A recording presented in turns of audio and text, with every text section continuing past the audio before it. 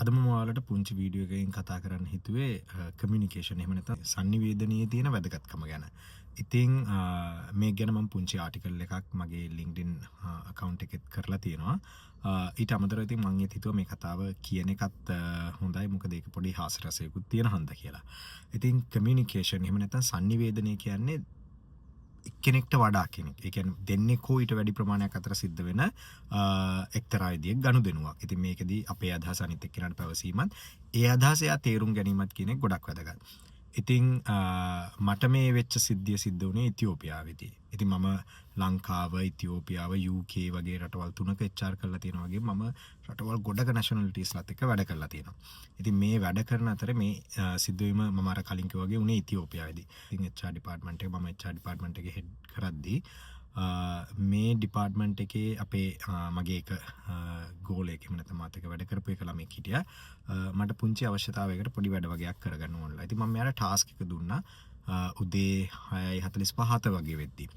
දුන්නාට පස්සේ මම ඊට පස්සේ පළවෙනි දේ තමයි මට තේරුණාද මම කියපු එක. මොකද ඉතියෝපියාවේ ඉංග්‍රීසි කියන්නේ ඒගොල්ලන්ගේ ෆස්ට් ලැන්ග්වේජ් එකක් නෙමෙයි.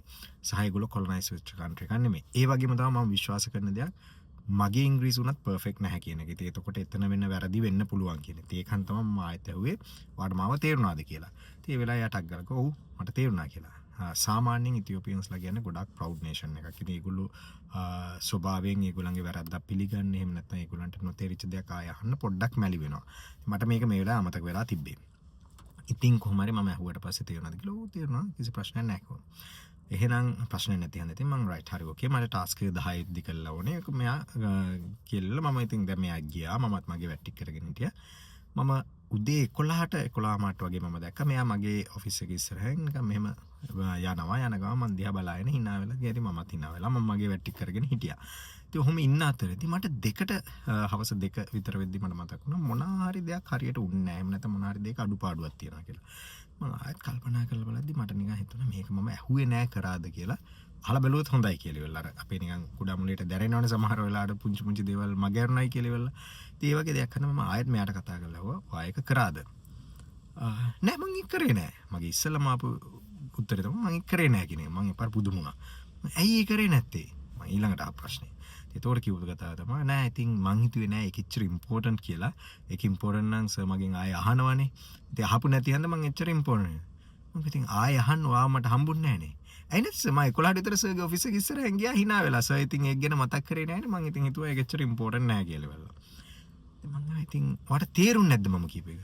නෑ ඇත්තටම මට සර් කියපු එක තේරුන්නේ නෑ.